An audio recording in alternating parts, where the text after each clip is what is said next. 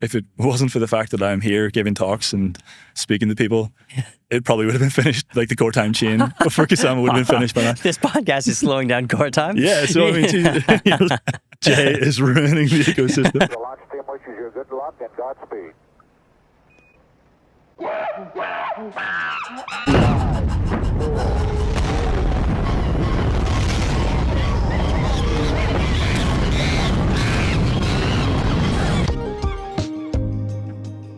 Space Monkeys blasting off with Dónal Murray. He's a systems parachain engineer with Parity, working specifically lately on Coretime. Very lucky to have him with us. Dónal, welcome to the show. Thank you. We've been hearing a lot about Coretime in the Polkadot ecosystem lately. Some controversies, a lot of it based on misunderstandings, I think. Could you give us kind of a high-level understanding of what Coretime is? If you think about Blockspace and how it's allocated, or how you acquire it, at the minute you can only get a huge amount of block space on Polkadot. So you'll auction for a lease on a slot, and it tends to be 2 years long on Polkadot. And this is 2 years of exclusive access to a core.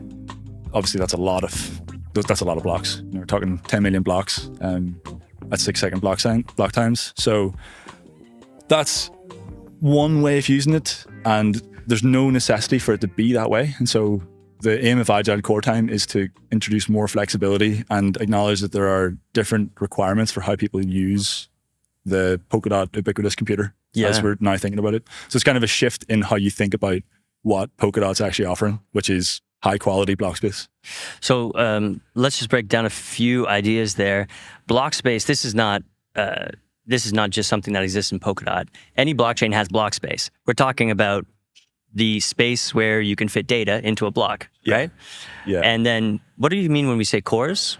A core is a generalization of a slot. A slot was where you have the ability to validate one parachain. Whereas now we're saying that a core is more of a generic thing that doesn't have to just have one parachain attached to it. And so we're kind of leaving the parachain only model and saying that or a full-time parachain only model, and saying that there are a lot of different ways that you can utilize this core. Yeah. So instead of it being a slot with an exclusive affinity to a parachain, you've got where parachains can dip in and out, different cores can be scheduled by the relay chain scheduler, and that you can create algorithms to maximize the utilization of those cores. What we're really selling with any type of Coretime is the same thing. It's block space. It's about 5 megabytes, or you can call it a few megabytes of availability, and about 2 seconds of execution. Yeah.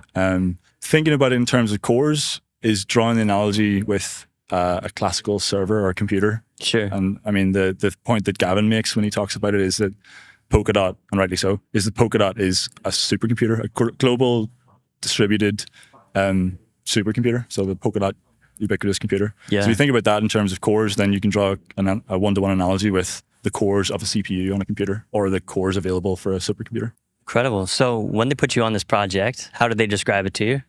So I actually, it was week 3 of me joining Parity. Okay. And I'm relatively new to blockchain as well. Okay. How long ago was that when you joined? This was middle of September last year. Wow. Okay. Yeah. So right. I'm green. Yeah. Hey. Green but keen. Yeah. When I first joined, my background is in particle physics and kind of like system level or system programming, and quite a bit to do with algorithms and thinking on those terms. Sure. And also I sort of dabble a lot in kind of Linux, and I'm really interested in how kernels work and all of that kind of stuff.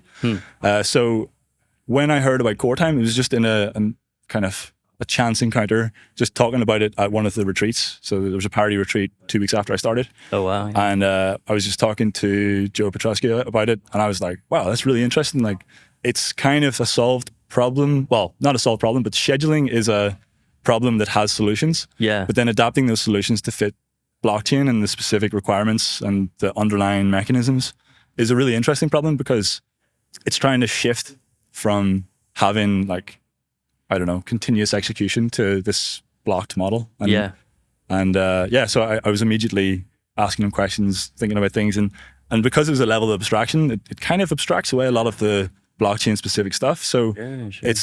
in some ways a really, really good first issue, or not first issue, but first big project for somebody who has a background in stuff like it, but doesn't necessarily have the full understanding and context of the Polkadot ecosystem and how Polkadot works and all of its nooks and crannies. So the Coretime chain, this is actually a little bit of a mystery to me.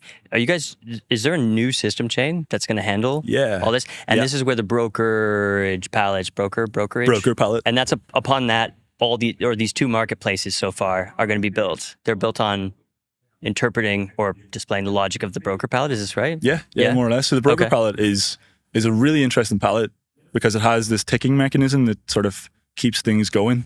So it's not that you need to submit an extrinsic to start the next sale, and every time you have to kind of, get governance to say, right, this is the price and here's what we're going for. You, on a runtime upgrade, determine what your implementation of the price adaptation is going to be. So you define your models for the middle of the auction and how it changes from sale to sale. Because it's a periodic sale pattern. So you've got periodic Dutch auctions. You've got these two kind of functions that are exposed for implementation from the broker palette and a few other configurations, but more or less the rest of it is all within the broker palette, and it just keeps ticking on and works its magic. The Coretime chain, this is all part of the minimal relay effort. So any new functionality that we add to the system shouldn't go on the relay chain unless it absolutely has to. So there are some aspects of it that do go on the relay chain. Like we want this to be low latency, especially for on-demand. So on-demand lives directly on the relay. Oh, wow. But you buy your on-demand credits from the Coretime chain. Okay. So that's not implemented just yet for the relay chain for Kusama launch, but for Polkadot, you'll be buying your credits through the Coretime parachain, and it'll be telling the relay chain, right, okay, Jay just bought 10 DOT worth of on-demand credits, and that'll be transported to the relay chain, which means that then when you go to actually say, right, I want to use my credits to buy Coretime and I want it now, you're not having to go through the system parachain, which then goes to the relay chain and adding latency. You're just going straight from your collator to the relay chain and saying, right, I got these credits. Here's my price cap. If you can buy me some blocks, if you can give me some on-demand Coretime, buy it for me and schedule it as soon as possible. And then that'll mean that your parachain will get validated. Cool. So this is like approaching the idea of being able to have a service that spins up and spins down. We're not talking about Core Jam on this episode. Okay, Core Jam, futuristic idea, research and development. This is actually coming up. This is actually happening. Yeah, this is happening now. The Coretime, it's already here. Agile Coretime is already here on Rococo and West End. Which is just a step before Kusama. So people understand. Kusama is imminent. If it wasn't for the fact that I'm here giving talks and speaking to people, it probably would have been finished, like the Coretime chain before Kusama would have been finished by now. This podcast is slowing down Coretime? So I mean, you heard it here first. Jay is ruining the ecosystem. No, I'm only joking. Coretime chain for Kusama is pretty much the exact same chain that's running on Rococo and West End because it's configurable. There are just a few things, a few types to change and some ways to integrate it into Kusama. And then these specific things like the price adapter implementation, which is different because Kusama has like an actual external worth that there's money in Kusama, whereas Rococo is all, you can just ask to be minted some tokens. And I think you kind of were saying this, but the Coretime chain isn't going to exist on Kusama. That's all going on the relay, or? No, sorry. So that might have been a bit confusing the way I said that. If you distinguish between bulk Coretime sales and on-demand sales, because of this requirement for low latency on-demand scheduling, and just prioritization of trying to get to like an MVP as fast as possible. The relay chain doesn't have Coretime credits at the minute, and so Coretime credits are what is required for you to buy it on the Coretime chain and for it to be transported over. Because without a kind of a holding account for your credits on the relay chain, there's no real point. It's kind of like scratch and rear like this, where you don't need to jump through those hoops. So you just go straight to the relay chain for on demand. But for bulk Coretime, that is all Coretime chain. So with bulk Coretime, you can buy regions of bulk Coretime, and you can manipulate them to fit your use case. You can transfer them to other people, but crucially not sell them. You can't sell what? So you can't trustlessly sell a region that say if you buy a full region of Coretime, it's 28 days. Like a block, a bulk. Yeah, it's like a chunk of core time that lasts for 28 days. Yeah, yeah. And it's like full utilization. Yeah, So yeah. you can divide this into other regions. Yeah. Or differently sized or shaped regions. Yeah. Where you've got maybe, so you can split, where you split it in two. And you can just say, right, I'm keeping this one. I want to sell this one. At the minute, if you wanted to sell that, you would need to say to somebody, okay, I'll sell this to you. If you send me whatever 100 DOT, I'll send you Like this. OTC, yeah. So what you need then is to have a trustless marketplace. And so this is where other projects in the ecosystem are stepping in. Elastic. So Elastic and Region X. Region X, yeah. And so these are really interesting projects, and there's talk of futures, there's talk of sort of like, you can think of all sorts of things. Yo, totally. These kind of like secondary markets bring in all sorts of ideas about being able to hedge against future increases or decreases. What you guys settle on for initial pricing? Because I guess once the market's going, it'll take care of this. But the idea was like, how do you set an initial price? What was settled on? What was the process of arriving at that answer? So Aaron, who works in Parity, did a whole kind of study and worked out a model that you could follow based on if you use a purely internal model where you focus on the lost DOT, so like the opportunity cost of locking DOT to allow an auction to happen. Okay. So like inferring from the past how much was locked and... Yeah, because we don't have any data to go off for the current system. And I mean, this is going to be something that's really interesting from the first few Kusama sales. Yeah. But so what happened was we took what we had that was the kind of closest relationship to what we're trying to do. I talked about in my talks in the last few days about median utilization. The utilization is for a given parachain, like how much of their core or how much of their slot do they actually use? Yeah. So every block isn't full, and even the ones that there could even be empty blocks, things that only have inheritance in them. Collating all of that data from the different parachains in the ecosystems or on the chains. So in Kusama, the median usage is about 1.8%. So that's like, obviously that's low, and that's what we want to increase, is to allow people to maximize the usage of the block space that's available. Yeah. We're churning out these blocks and we want them to be full, but at the minute the model disallows resale of unused block space. So if you want to have an uninterrupted time on a slot, you can't just kind of dip in and out and say, oh, I know I need 10 blocks here, but I don't need it for 2 days or whatever use case might be. It just doesn't allow for that in the current system. So using the utilization is just a metric that we can then use to, in combination with a few other things, to come to a price in KSM for Kusama. And so the price that we landed on actually doesn't use the median usage, because we investigated a few different averaging types. And so basically, if you assume that with core time will increase the utilization per core, which I think is a pretty safe assumption, because it's kind of forcing people into it by making it economically preferable. If it costs you more to use it inefficiently, then you're going to use it more efficiently. That's a pretty safe bet. Yeah. So we're expecting that to go up, but we don't know where it's going to go to, and there's no way of anybody really knowing that. So our cap is 100%, and if we were to take the cap, the model works out at about 37 KSM, I think, for the first sale. But if we take the mean, it ends up, that's about 13% utilization. This is the mean utilization. Yeah. Which gives us about 5 KSM. 5 KSM for a 28-day period? 28-day period. Whoa. Yeah. That's so good. But the starting price is only half the battle. You want to have as good a starting price as possible, but really we need to talk about the price adaptation in the sale and between sales, because that has such as soon as you set your initial price, you let that market run, and it runs within your parameters, or like within the parameters set by governance. Sure. And so our multiplier that we've landed on is to take us into this range between the mean of 13% and a kind of like highly utilized but not 100% of, I think it works out about 60-ish% Okay. in the first sale. Oh. And so at the start, it's 25 KSM. If people think it's worth that, they'll buy it. If they don't, it'll keep decreasing.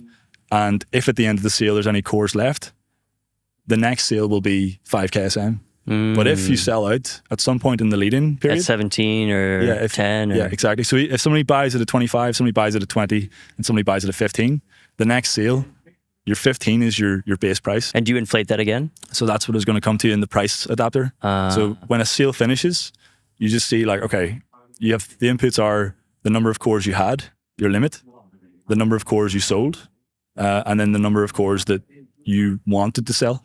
So that the governance can set this ideal number of cores.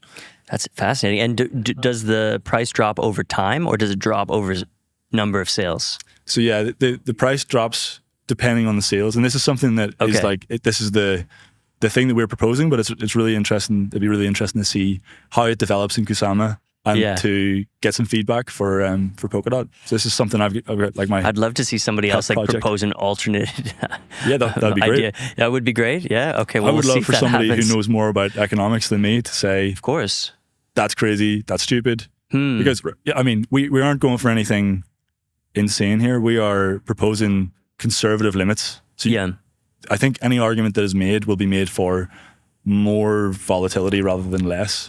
We've tried to go for conservative limits because price volatility in the extreme doesn't serve anybody. Of course. You want to have market found pricing. So like the market will converge on a price. You want to enable that without having to wait for 50 sales, which takes us, a few years. Sure. We want to have something that arrives there quickly.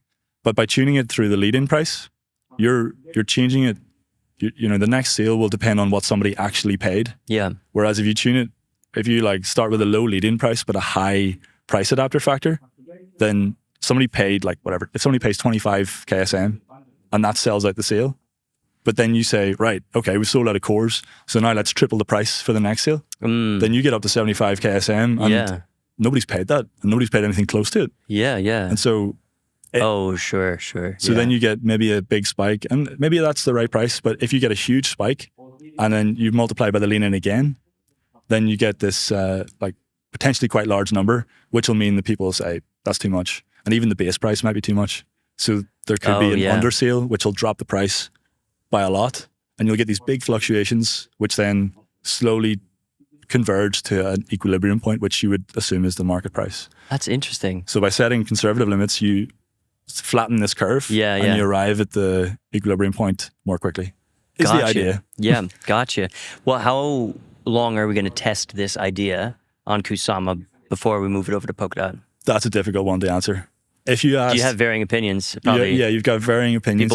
Some people probably want to get it out. Yeah, there's a strong push from some people to just get it out. Especially in the community, there are some people who really, really want this. People love updates. They're psyched, But they're not building.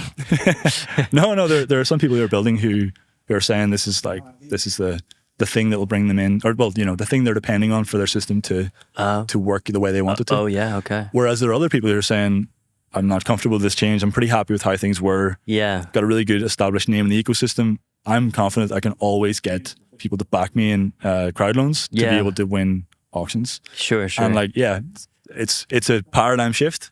But those same people who have the high backing and who are established likely already have a good monetization scheme. Right. And so, the paradigm shift I'm talking about is that it's less about convincing the community and going down that route. And it's more about convincing the community to pay you rather than to lock their DOT. Sure. So it's kind of like actively decreasing their stack instead of losing out on the potential to stake it, which means they don't increase it. Yeah. But it's like a gambler's loss versus a very perceptible loss. And I think that people perceive those two things differently. So absolutely, yeah. So if I have a parachain and I put up my own DOT, right? Well, I'm very much incentivized to make the value of the whole ecosystem go up because, well, I have DOT. It's locked away right now, but I have DOT. Whereas if I have my own DOT and I start burning it, well, I actually want the value of the ecosystem to decrease because I want that to be very cheap. So that's the thing that's really interesting, that by burning the DOT that's contributed, you do have a deflationary pressure. So the other DOT that you own increases in value because you decrease the total float. I don't even really necessarily think that it's a negative. So I made a few points in my talk earlier that I come from Jonas's RFC 10. Yeah. Jonas Gerland. Yeah.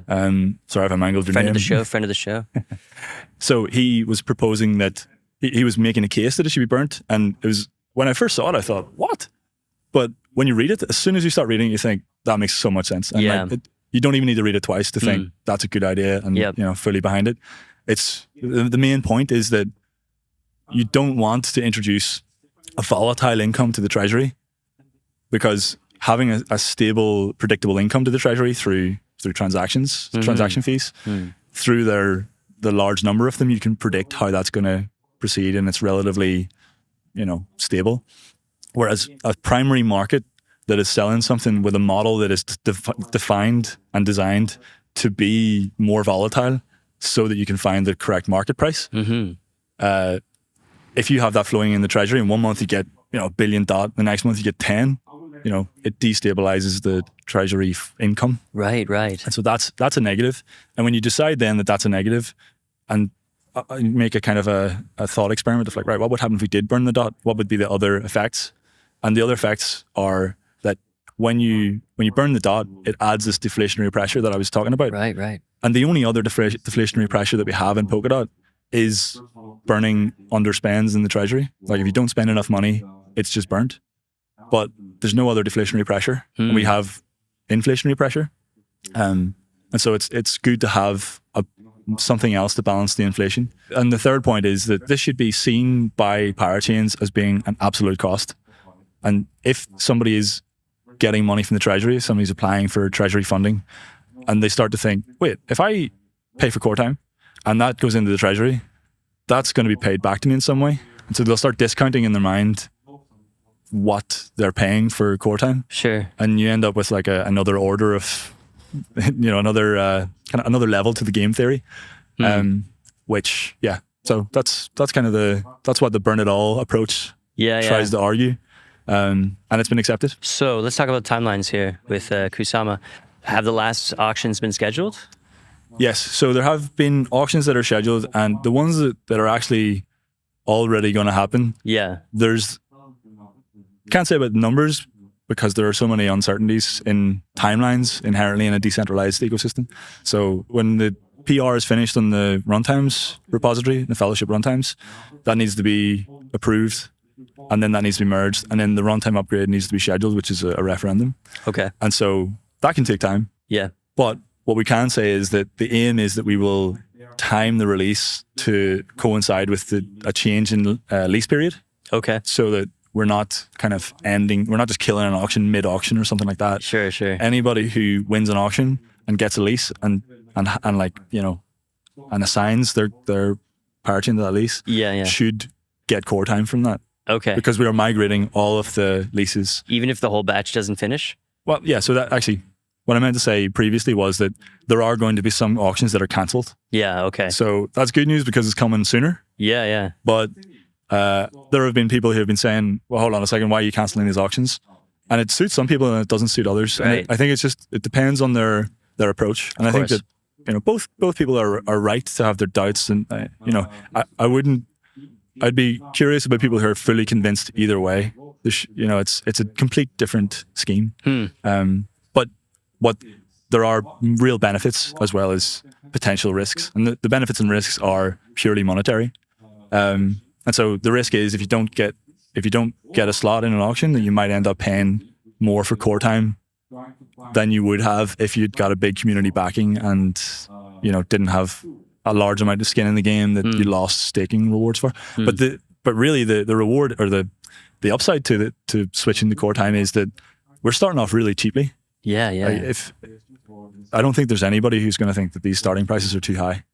And we've got it defined for Kusama, or at least suggested, but we don't really know what the starting price will be on Polkadot because we want to test the model on Kusama. Yeah, of course. So we've got the same model designed by Aaron where you can put in the utilization and get out this really sensible number, or what we think is sensible. So Coretime is enabled, auctions are cancelled, KSM is returned to crowd loaders? If an auction's cancelled, then no issue. Everything's refunded, everything's grand. Okay, nice. If somebody has won an auction but has scheduled it for the future, which is like a true edge case, I don't think there are many of these, if any at all. Yeah. So these people will get refunded. Okay. And this is just to make sure that we're doing something that makes sense. Sure. Because adding complexity to the migration adding complexity to the broker palette actually, to keep track of when somebody's lease should start is something we don't want to do to complicate the system. It's such a fundamental part of the system that adding complexity adds, surface for bugs and other things. So And then everybody who currently has a lease, that's converted into bulk core time for the entire duration of the lease. Yeah. And actually, it's a round up mechanism. So if you have a lease that ends on block, let's use small numbers. If you have a lease that ends on block 100, and the sale period's 30 blocks long, then you're falling in the middle of or not even the middle, like partway through a sale. Yeah. So, when you get to that sale, you get the entire region of core time. And so it means that, you got a sale starts on block 30, say, you got a sale starts on block 60, block 90, and then in that sale, you only get 10 blocks, but actually you just get awarded the 30. And then you also have the option to renew the sale, like for the next sale. Right. Okay. Because this is kind of strange. If you don't have a lease period and without futures, the largest chunk we can buy is 28 days, right? 28 days. Okay. And then people who do buy 28 days, there's a possible increase in price.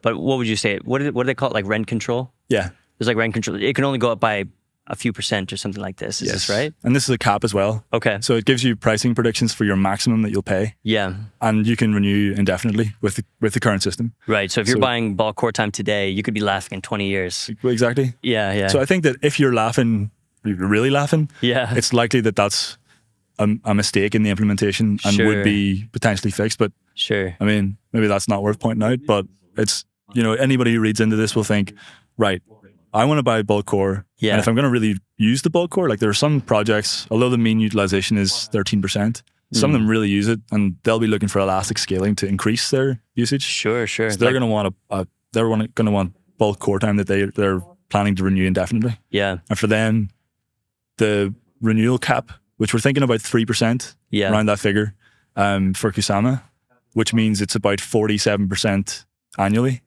But it's never going to surpass that. And if the market price goes down, then your price goes with it. Goes down too, right. Yeah, so that's the thing. That's one part of the renewals that might lead to some strange sort of like, I don't know, would you call it squatting maybe? Or hoarding of core time? So people could still be paying for empty block space. But there would be an economic pressure to not, because if they're not using it, then they're not making money off it. And so this is why the economic model is required. If you just had some kind of crowd loan where they don't have any skin in the game, they can just sit there and, as long as they have convinced people to lock their dot, they could just sit there and like not use it. Sure. Whereas in the current system, you have to keep paying every month, keep paying. And it's an active thing. And so, there should be a pressure to jump off if you're not using it. Yeah. And like, that's the whole point, and like, if you're not using it, maybe on demand is a better fit for you. Yeah. Amazing stuff. So we're going to have some blockchains, like what's the top 3 blockchains? Usually Phala, Moonbeam, Origin Trail probably. So they're going to be filling up their block space using bulk core time, possibly eventually elastic scaling to bring on other cores occasionally when they need it. And also async backing, I think. Just when you add these all together, you get such great returns. Async backing, especially, we can do faster execution, right? Faster block times. So you can think about it like pushing things into a queue.